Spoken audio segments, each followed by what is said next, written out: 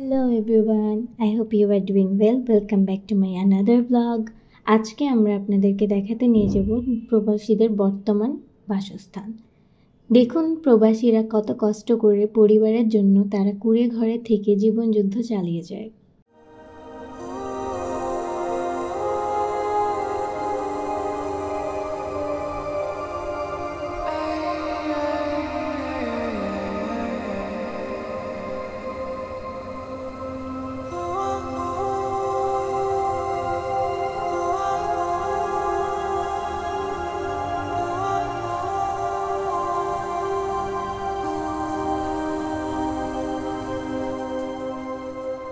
তারা ঘাম ঝরায় দিনের পর দিন মালয়েশিয়া প্লাম গার্ডেনে কাজ করে বাঁচিয়ে রাখে দেশে থাকা নিজের পরিবারকে। কিন্তু তারা কিভাবে থাকে জানেন?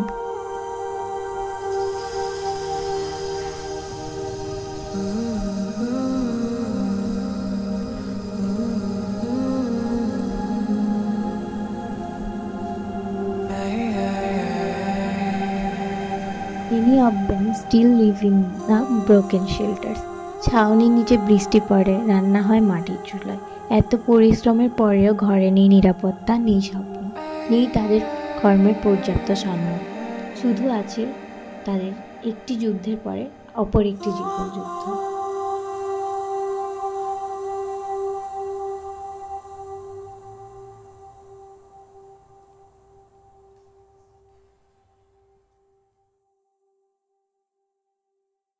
সারাদিন ঘাম ঝরিয়ে আসার পর অপর একটি নতুন সংগ্রামে জড়িয়ে পড়ে তারা। নেই তাদের থাকার জন্য সুন্দর ঘর, নেই তাদের রান্না করার জন্য একটি সুন্দর রান্নাঘর, শুধু আছে কিছু দায়িত্ব দেশে থাকা পরিবারে।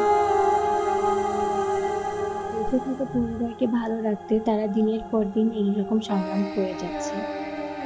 But finally a change is coming. Malaysia সরকার এখন গড়ছেন ইউরোপিয়ান স্টাইলে নতুন বাড়ি, শুধু থাকার জন্য না, এটি তাদের সম্মানের জায়গা।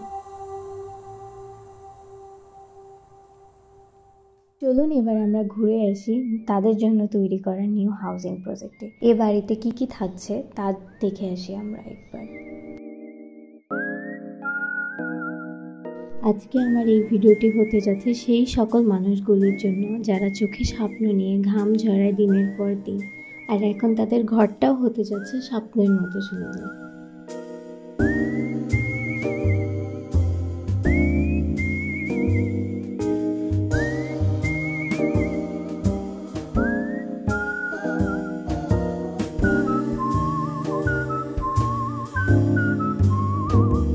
সারাদিনের ক্লান্তির পর এই রুমটি হবে তাদের জন্য সর্বোচ্চ আরামদায়ক স্থান, যেখানে তারা তাদের সারা দিনের ক্লান্তি মেটাতে পারবে।